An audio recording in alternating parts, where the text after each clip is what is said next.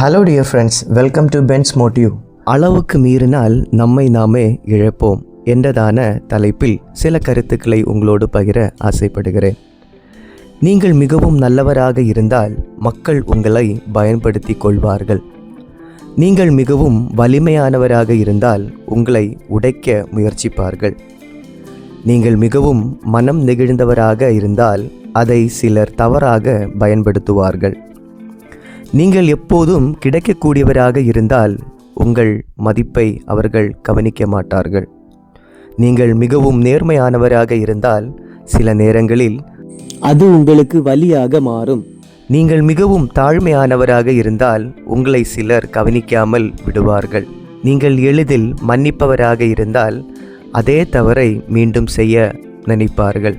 நீங்கள் மிகவும் நம்பிக்கை வைக்கும் மனிதராக இருந்தால் சிலர் அந்த நம்பிக்கையை உடைப்பார்கள்.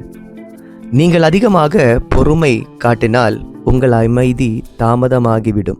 நீங்கள் எல்லாவற்றிலும் அதிகமாக இருந்தால் ஒரு நாளில் நீங்கள் காலியாகி போவீர்கள். ஒரு உண்மை என்னவென்றால், அளவுக்கு மீறினால் அது நம்மை பலவீனமாக மாற்றும். நல்லதானாலும் கூட அதிகமாக இருந்தால் நம்மை உடைக்கலாம். அதனால் உங்கள் மனதை காக்க கற்றுக்கொள்ளுங்கள். உங்கள் ஆற்றலை சரியாக பயன்படுத்த கற்றுக்கொள்ளுங்கள்.